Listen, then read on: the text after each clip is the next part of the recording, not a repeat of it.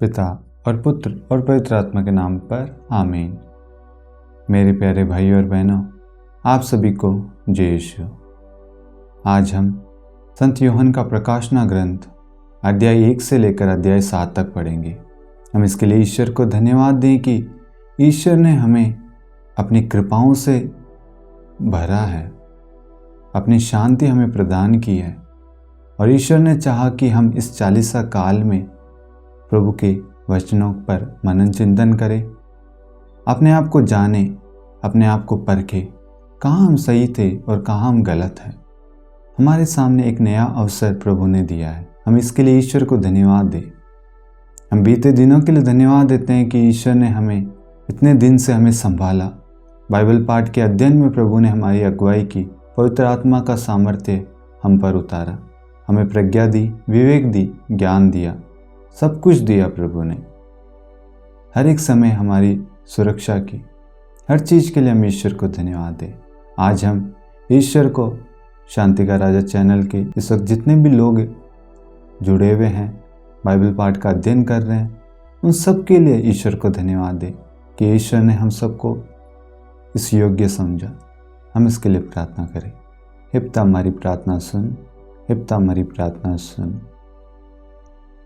अध्याय 1 ये ईसा मसीह की प्रकाशना है। यह उन्हें ईश्वर की ओर से प्राप्त हुई, जिससे वह अपने सेवकों को निकट भविष्य में होने वाली घटनाएं दिखाएं। उसने अपने दूत को भेजकर इस प्रकाशना का ज्ञान अपने सेवक यूहन्ना को कराया। यूहन्ना अनुप्रमाणित करता है कि उसने जो कुछ देखा वह ईश्वर का वचन और ईसा मसीह का साक्ष्य है। धन्य है वह जो ये भविष्यवाणी पढ़कर सुनाता है और धन्य है वे जो इसके शब्द सुनते हैं और इसमें लिखी हुई बातों का ध्यान रखते हैं, क्योंकि वह समय निकट आ गया है। एशिया की कलीसियाओं को यूहन्ना का संदेश, जो है, जो था और जो आने वाला है, उसकी ओर से, उसके सिंहासन के सामने उपस्थित रहने वाले 7 आत्माओं और ईसा मसीह की ओर से आप लोगों को अनुग्रह और शांति प्राप्त हो। मसीह विश्वसनीय साक्षी, पुनर्जीवित मृतकों में से पहलौठे और पृथ्वी के राजाओं के अधिराज है। वह हमको प्यार करते हैं। उन्होंने अपने रक्त से हमें पापों से मुक्त किया है और अपने ईश्वर और पिता के लिए हमें याजकों का राजवंश बनाया। उनकी महिमा और उनका सामर्थ्य अनंत काल तक बना रहे। आमीन। देखो, वही बादलों पर आने वाले हैं। सब लोग उन्हें देखेंगे, जिन्होंने उनको छेदा वे भी उन्हें देखेंगे और पृथ्वी के सभी राष्ट्र उन पर विलाप करेंगे। ये निश्चित है। आमीन। जो है, जो था और जो आने वाला है, वही सर्वशक्तिमान प्रभु ईश्वर कहता है, अल्फ़ा और ओमेगा, आदि और अंत मैं हूँ। मैं यूहन्ना हूँ, ईसा में आप लोगों का भाई और संकट, राज्य तथा धैर्य में आपका सहभागी, ईश्वर के सुसमाचार का प्रचार करने तथा ईसा के विषय में साक्ष्य देने के कारण मैं पातमोस नामक टापू में पड़ा रहता था। मैं प्रभु के दिन आत्मा से आविष्ट हो गया और मैंने अपने पीछे तुरई जैसे वाणी को उच्च स्वर से ये कहते सुना, तुम जो देख रहे हो उसे पुस्तक में लिखो और उसे 7 कलीसियाओं को भेज दो, एफेसुस, स्मुरना, पेरगामोन, तुआतिरा, सार्दिस, फिलाडेल्फिया और लौदीकिया को। मुझसे कौन बोल रहा है, उसे देखने के लिए मैं मुड़ा और मुड़कर मैंने सोने के 7 दीपादार देखे और उनके बीच मानव पुत्र जैसे एक व्यक्ति को। वह पैरों तक लंबा वस्त्र पहने था और उसके वक्ष स्थल पर स्वर्ण मेखला बांधी हुई थी। उसके सिर के केश हिमश्वेत ऊन की तरह उजले थे और उसकी आंखें अग्नि की तरह धधक रही थी। उसके पैर भट्टी में तपाए हुए कांसे की तरह चमक रहे थे और उसकी वाणी समुद्र की तरह गर्जन कर रही थी। वह अपने दाहिने हाथ में 7 तारे धारण किए था। उसके मुख से एक तेज दुधारी तलवार निकल रही थी और उसका मुखमंडल मध्याह्न के सूर्य की तरह चमक रहा था। मैं उसे देखते ही मृतक जैसा उसके चरणों पर गिर पड़ा। उसने मुझ पर अपना दाहिना हाथ रख कर कहा, मत डरो, प्रथम और अंतिम मैं हूँ, जीवन का स्रोत मैं हूँ। मैं मर गया था और देखो मैं अनंत काल तक जीवित रहूँगा। मृत्यु और अधोलोक की कुंजियाँ मेरे पास है, इसलिए तुमने जो कुछ देखा, जो अभी है और जो बाद में होने वाला है, वह सब लिखो। तुमने जिन 7 तारों को मेरे दाहिने हाथ में देखा, उनका और सोने के 7 दीपाधारों का रहस्य इस प्रकार है। 7 तारे 7 कलीसियाओं के स्वर्गदूत हैं और 7 दीपाधार 7 कलीसियाएँ हैं। अध्याय 2। एफेसुस की कलीसिया के स्वर्गदूत को ये लिखो, जो अपने दाहिने हाथ में 7 तारों को धारण किए हैं और सोने के 7 दीपाधारों के बीच घूम रहा है। उसका संदेश इस प्रकार है, मैं तुम्हारे आचरण, तुम्हारे परिश्रम और धैर्य से परिचित हूँ। मैं जानता हूँ कि तुम दुष्टों को सह नहीं सकते, जो अपने को प्रेरित कहते हैं किंतु है नहीं। तुमने उनकी परीक्षा ली है और उन्हें झूठा पाया है। तुम्हारे पास धैर्य है, तुमने मेरे नाम के कारण कष्ट सहा है और हार नहीं मानी। किंतु मुझे तुमसे शिकायत यह है कि तुमने अपना पहला धर्मोत्सव छोड़ दिया है। इस पर विचार करो कि तुम कितने ऊंचे स्थान से गिरे हो। पश्चाताप करो और पहले जैसा आचरण करो, नहीं तो मैं तुम्हारे पास आकर तुम्हारा दीपाधार उसके स्थान पर से हटा दूंगा। फिर भी तुम में यह अच्छाई है कि तुम मेरी तरह निकोलाइयों के कर्मों से घृणा करते हो। जिसके कान हो वह सुन ले कि आत्मा कलीसियाओं से क्या कहता है। मैं विजयी को उस जीवन वृक्ष का फल खिलाऊंगा जो ईश्वर की स्वर्ण वाटिका के बीच है। स्मुरना की कलीसिया के स्वर्गदूत को ये लिखो, जो प्रथम और अंतिम है, जो मर गया था और पुनर्जीवित हो गया है। उसका संदेश इस प्रकार है, मैं तुम्हारे संकट और दरिद्रता से परिचित हूँ, फिर भी तुम धनी हो, और मैं ये भी जानता हूँ कि वे लोग तुम्हारी कितनी बदनामी करते हैं, जो अपने को यहूदी कहते हैं किंतु जो यहूदी नहीं बल्कि शैतान के अनुयायी है। तुम्हें जो कष्ट भोगना होगा उससे मत डरो। शैतान तुम्हारी परीक्षा लेने के लिए तुम लोगों में कुछ को कैद में डाल देगा और तुम लोग 10 दिनों तक संकट में पड़े रहोगे। तुम मृत्यु तक ईमानदार बने रहो और मैं तुम्हें जीवन का मुकुट प्रदान करूँगा। जिसके कान हो वह सुन ले कि आत्मा कलीसियाओं से क्या कहता है। विजय को द्वितीय मृत्यु से कोई हानि नहीं होगी। पेरगामोन की कलीसिया के स्वर्गदूत को ये लिखो, जिसके पास तेज दुधारी तलवार है। उसका संदेश इस प्रकार है, मैं जानता हूँ कि तुम्हारा निवास कहाँ है। वह वहाँ है जहाँ शैतान की गद्दी है। फिर भी तुम मेरा नाम दृढ़ बनाए रखते हो और तुमने उन दिनों भी मुझ में अपना विश्वास नहीं त्यागा, जब मेरा ईमानदार साक्षी अंतिपस तुम्हारे शहर में, जो शैतान का निवास स्थान है, मारा गया। किंतु मुझे तुमसे कुछ शिकायतें हैं। तुम्हारे बीच कुछ ऐसे लोग रहते हैं जो बलाम की शिक्षा को मानते हैं। बलाम ने बालक को इज़राइलियों के मार्ग पर ठोकर डालने का परामर्श दिया, जिससे वे देवताओं को अर्पित मांस खाएं और व्यभिचार करें। तुम्हारे बीच कुछ ऐसे लोग भी हैं जो निकोलाइयों की शिक्षा मानते हैं। इसलिए पश्चाताप करो, नहीं तो मैं शीघ्र ही तुम्हारे पास आऊँगा और अपने मुख की तलवार से उन लोगों से युद्ध करूँगा। जिनके कान हो वह सुन ले कि आत्मा कलीसियाओं से क्या कहता है। मैं विजयी को छिपा हुआ मन्ना और एक सफ़ेद पत्थर प्रदान करूँगा। उस पत्थर पर एक नया नाम अंकित होगा, जिसको पाने वाले के अतिरिक्त और कोई नहीं जानता। दुआतिरा की कलीसिया के स्वर्गदूत को ये लिखो, जिसकी आंखें अग्नि की तरह धधकती है और जिसके पैर भट्टी में तपाए हुए कांसे की तरह चमकते हैं। उस ईश्वर के पुत्र का संदेश इस प्रकार है, मैं तुम्हारे आचरण, तुम्हारे भातृ प्रेम, तुम्हारे विश्वास, तुम्हारी धर्म सेवा और तुम्हारे धैर्य से परिचित हूँ। मैं जानता हूँ कि तुमने इधर पहले से भी अधिक परिश्रम किया है, किंतु मुझे तुमसे ये शिकायत है कि उस स्त्री इजबेल को अपने बीच रहने दे रही हो। वह अपने को नबिया कहती है और अपनी शिक्षा द्वारा मेरे सेवकों को व्यभिचार करने और देवताओं को अर्पित मांस खाने के लिए बहकाती है। मैंने उसे पश्चाताप करने का समय दिया, किंतु वह अपने व्यभिचार के लिए पश्चाताप करना नहीं चाहती। देखो, मैं उसे रोग से यहाँ पर पटक दूंगा, और यदि उसके साथ व्यभिचार करने वाले उसके कर्मों से विमुख नहीं होंगे तो मैं उन पर घोर विपत्ति डालूंगा। मैं उसकी संतति को मार डालूंगा, और सब कलीसियाएं ये जान जाएगी कि मैं वह हूँ जो हृदयों की था लेता है, और मैं हर एक को उसके कर्मों का फल दूंगा।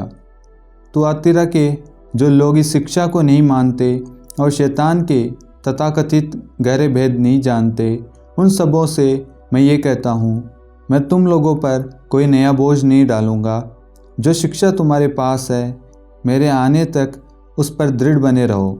जो विजयी होगा, जो अंत तक मेरी इच्छा पूरी करता रहेगा, मैं उसे राष्ट्रों पर वह अधिकार प्रदान करूंगा जिसे मेरे पिता ने मुझे प्रदान किया।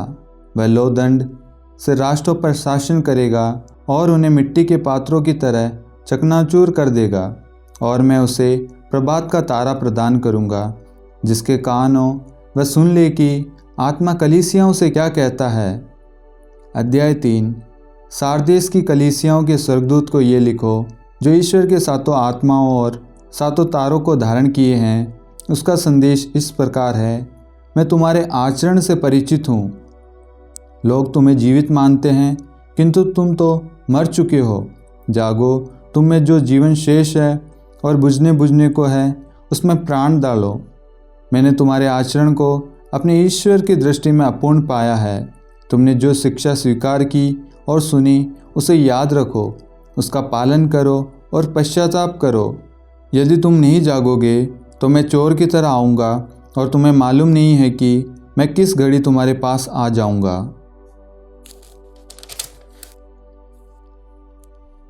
सारदेस में तुम्हारे यहाँ कुछ ऐसे व्यक्ति भी हैं जिन्होंने अपने वस्त्र दूषित नहीं किए हैं। वे उजले वस्त्र पहनकर मेरे साथ टहलेंगे, क्योंकि वे इसके योग्य हैं। विजय इस प्रकार उजले वस्त्र पहनेंगे, मैं जीवन ग्रंथ में से उसका नाम नहीं मिटाऊंगा, बल्कि अपने पिता और उसके स्वर्गदूतों के सामने उसे स्वीकार करूंगा। जिसके कान हो वह सुन ले कि आत्मा कलीसियाओं से क्या कहता है।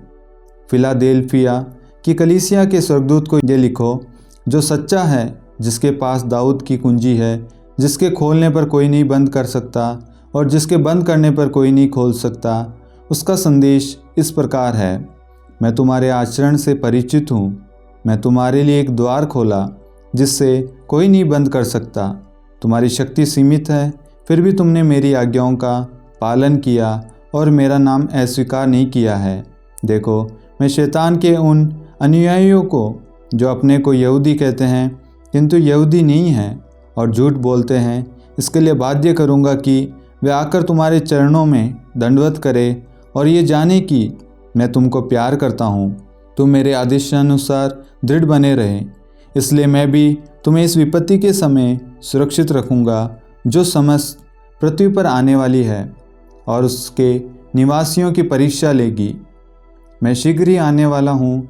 जो शिक्षा तुम्हारे पास है उस पर दृढ़ बने रहो, जिससे कोई तुमको तुम्हारे मुकुट से वंचित न करे। मैं विजयी को अपने ईश्वर के मंदिर का खंभा बनाऊंगा, वह फिर कभी उसके बाहर नहीं जाएगा। मैं अपने ईश्वर का नाम, अपने ईश्वर के नगर, उस नवीन यरूशलेम का नाम जो मेरे ईश्वर के यहाँ से स्वर्ग से उतरने वाला है, और अपना नया नाम उस पर अंकित करूँगा। जिसके कान हो वह सुन ले कि आत्मा कलीसियाओं से क्या कहता है। लौदीकिया की कलीसिया के स्वर्गदूत को ये लिखो, आमीन। विश्वसनीय तथा सच्चे साक्षी ईश्वर की सृष्टि के मूल स्रोत का संदेश इस प्रकार है, मैं तुम्हारे आचरण से परिचित हूँ। तुम न तो ठंडे हो और न गर्म। कितना अच्छा होता कि तुम ठंडे या गर्म होते, लेकिन न तो तुम गर्म हो और न ठंडे, बल्कि कुनकुने हो। इसलिए मैं तुमको अपने मुख से उगल दूंगा। तुम ये कहते हो, मैं धनी हूँ, मैं समृद्ध हो गया, मुझे किसी बात की कमी नहीं, और तुम ये नहीं समझते कि तुम अभागे हो, दयनीय हो, दरिद्र, अंधे और नंगे हो। मेरी बात मानो, मुझसे आग में तपाया हुआ सोना खरीद कर धनी हो जाओ। उजले वस्त्र खरीद कर पहन लो और अपने नंगेपन की लज्जा ढक लो। अंजन खरीद कर आँखों पर लगाओ जिससे तुम देख सको। मैं जिन सबों को प्यार करता हूँ उन्हें डांटता और दंडित करता हूँ। इसलिए उत्साही बनो और पश्चाताप करो। मैं द्वार के सामने खड़ा होकर खटखटाता हूँ।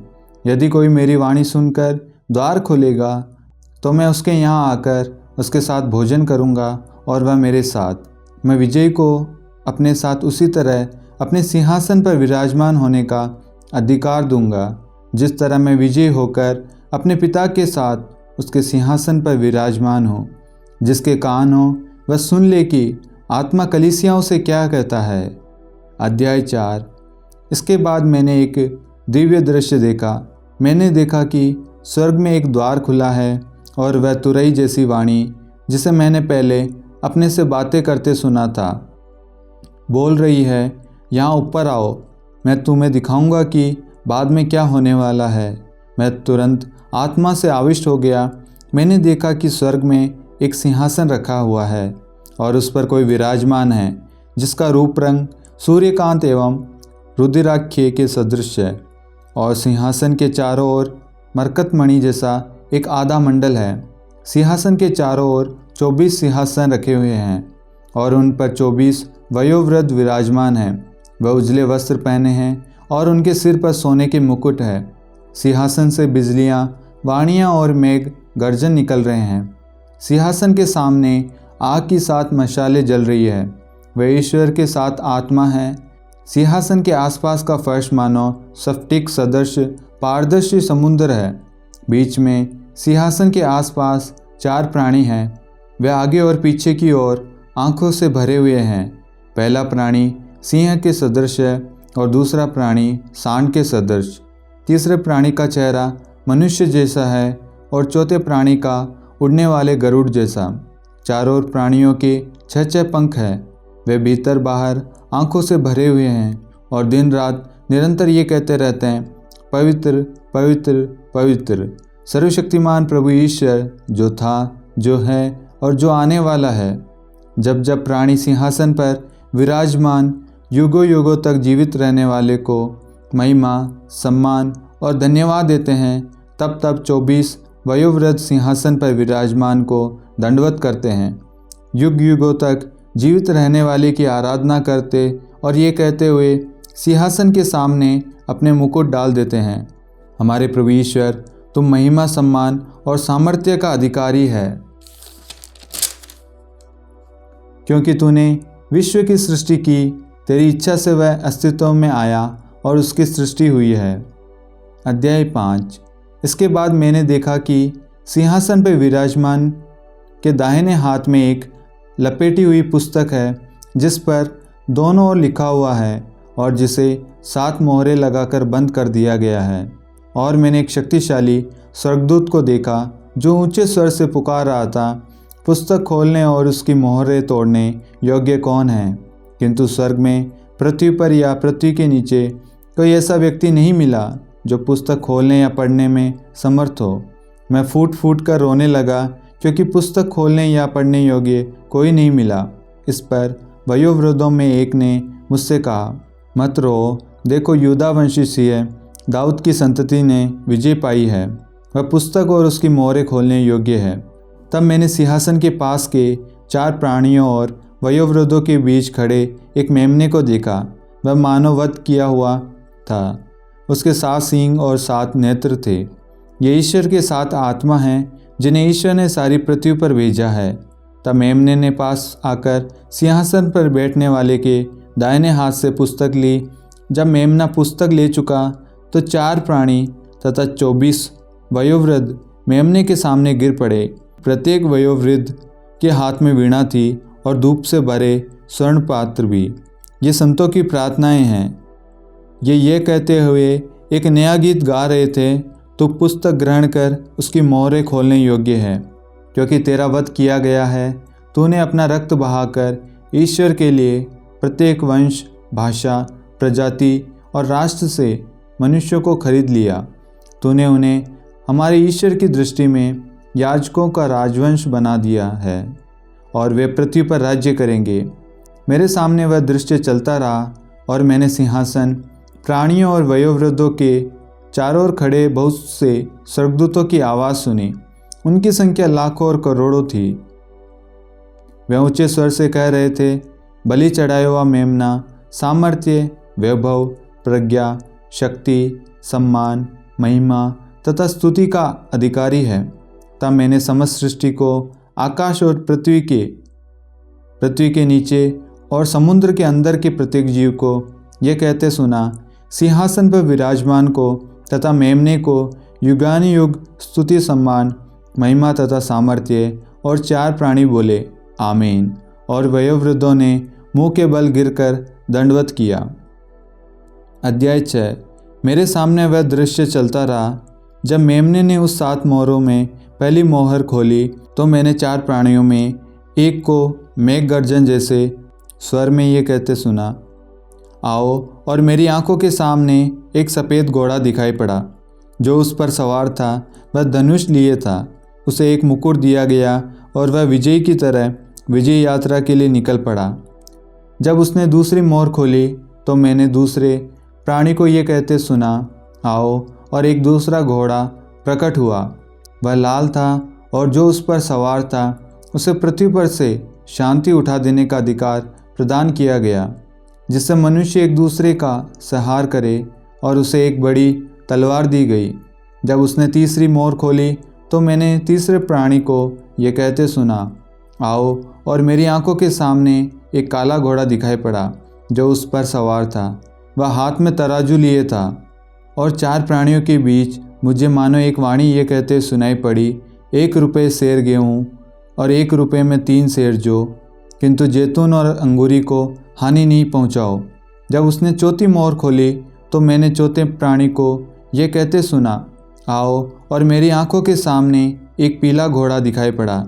जो उस पर सवार था उसका नाम था मृत्यु, और उसके पीछे पीछे अधोलोक आ रहा था। उसे पृथ्वी के चौथाई भाग पर अधिकार प्रदान किया गया, जिससे वह तलवार, अकाल, महामारी और पृथ्वी के बनेले पक्षियों द्वारा संहार करे। जब उसने 5वीं मोहर खोली तो मैंने वेदी के नीचे उन लोगों की आत्माओं को देखा जो ईश्वर के वचन के विषय में साक्ष्य देने के कारण मारे गए थे। वह ऊंचे स्वर में ये कहते हुए पुकारते थे, परम पावन एवं सत्य प्रतिज्ञ स्वामी, आप न्याय करने और पृथ्वी के निवासियों को हमारे रक्त का बदला चुकाने में कब तक देर करेंगे। उनमें प्रत्येक को एक उजला वस्त्र दिया गया और उनसे थोड़ा समय और धैर्य रखने को कहा गया, जिससे उन भाइयों की संख्या पूरी हो जाए जो उन्हीं की तरह मसीह की सेवा करते हुए मारे जाएंगे। मैं देखता रहा। उसने 6ठी मोहर खोली और एक भारी भूकंप हुआ। सूर्य बालों के बने टाट की तरह काला हो उठा और पूरा चंद्रमा रक्त की तरह लाल। आकाश के तारे पृथ्वी पर गिर पड़े, जैसे आंधी से हिलाए जाने पर अंजीर का पेड़ अपने कच्चे फल झाड़ देता है। आकाश विलीन हो गया, मानो किसी ने कागज के पुलिंदे को लपेट लिया हो। सभी पर्वत और द्वीप अपने अपने स्थान से हटा दिए गए। पृथ्वी के राजा, सामंत, सेनापति, धनवान और शक्तिशाली लोग, दास और स्वतंत्र व्यक्ति, सबके सब पहाड़ों की गुफाओं और चट्टानों में छिप गए। और वे पहाड़ों और चट्टानों से बोल उठे, हम पर गिर पड़ो और सिंहासन पर विराजमान की दृष्टि से और मेमने के क्रोध से हमें छिपा लो, क्योंकि उनके प्रतिशोध का महादिवस आ गया है, कौन टिक सकेगा। अध्याय 7। इसके बाद मैंने पृथ्वी के 4 कोनों पर 4 स्वर्गदूतों को खड़ा देखा। वे चारों पवनों को रोक रहे थे, जिसके फलस्वरूप कोई भी पवन न पृथ्वी पर बहता था, न समुद्र पर और न किसी वृक्ष पर। मैंने एक अन्य दूत को पूर्व से ऊपर उठते देखा। जीवंत ईश्वर की मुहर उसके पास थी और उसने उन 4 दूतों से, जिन्हें पृथ्वी और समुद्र को उजाड़ने का अधिकार मिला था, पुकार कर कहा, जब तक हम अपने ईश्वर के दासों के मस्तक पर मुहर न लगाएं, तब तक तुम न तो पृथ्वी को उजाड़ो, न समुद्र को और न वृक्षों को। और मैंने मुहर लगे लोगों की संख्या सुनी। ये 1,44,000 थी और वे इज़राइलियों के सभी वंशों में से थे। यूदा वंश के 12,000, रूबेन वंश के 12,000, गाद वंश के 12,000, आसेर वंश के 12,000, नफ्ताली वंश के 12,000, मनासे वंश के 12,000, सिमेयोन वंश के 12,000, लेवी वंश के 12,000, इस्साकार वंश के 12,000, जबूलून वंश के 12,000, यूसुफ वंश के 12,000 और बेन्यामीन वंश के 12,000 मुहर लगे लोग। इसके बाद मैंने सभी राष्ट्रों, वंशों, प्रजातियों और भाषाओं का एक ऐसा विशाल जनसमूह देखा जिसकी गिनती कोई भी नहीं कर सकता। वह उजले वस्त्र पहने तथा हाथ में खजूर की डालियाँ लिए सिंहासन तथा मेमने के सामने खड़े थे और ऊंचे स्वर से पुकार पुकार कर कह रहे थे, सिंहासन पर विराजमान हमारे ईश्वर और मेमने की जय। तब सिंहासन के चारों ओर खड़े स्वर्गदूत, वयोवृद्ध और 4 प्राणी सबके सब सिंहासन के सामने मुंह के बल गिर पड़े और उन्होंने ये कहते हुए ईश्वर की आराधना की, आमीन। हमारे ईश्वर को अनंत काल तक स्तुति, महिमा, प्रज्ञा, धन्यवाद, सम्मान, सामर्थ्य और शक्ति, आमीन। वयोवृद्धों में एक ने मुझसे कहा, ये उजले वस्त्र पहने कौन हैं और कहाँ से आए हैं? मैंने उत्तर दिया, महोदय आप ही जानते हैं। और उसने मुझसे कहा, ये वे लोग हैं जो महासंकट से निकलकर आए हैं।